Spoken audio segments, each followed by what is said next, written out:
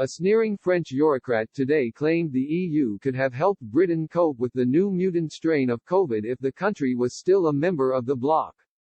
Internal Market Commissioner Thierry Breton said the UK would have been able to claim up to £45 billion in emergency funding from Brussels. He said, "It's a tragedy what's happening in Britain, and this Brexit is a tragedy, we see it more and more every day. If Britain had chosen to remain in the European Union today we could have helped them."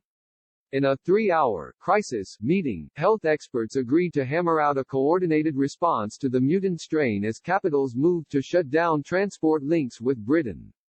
European states moved quickly to impose tough restrictions on people and goods traveling from Britain to the continent.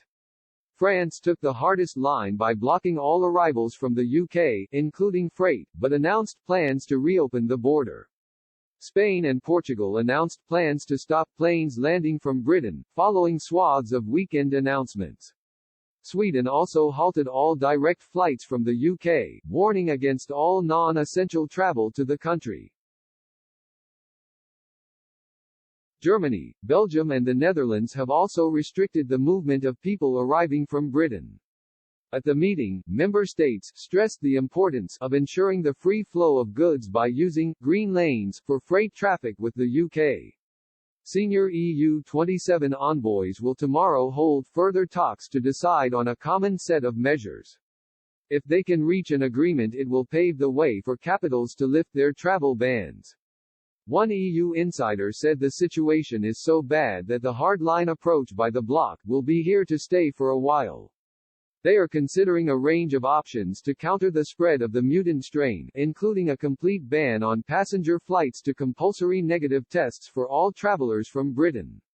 An EU diplomat said, participants stated their support for rapid action towards a coordinated EU approach in relation to measures applied to connections with the UK and called for guidelines from the Commission.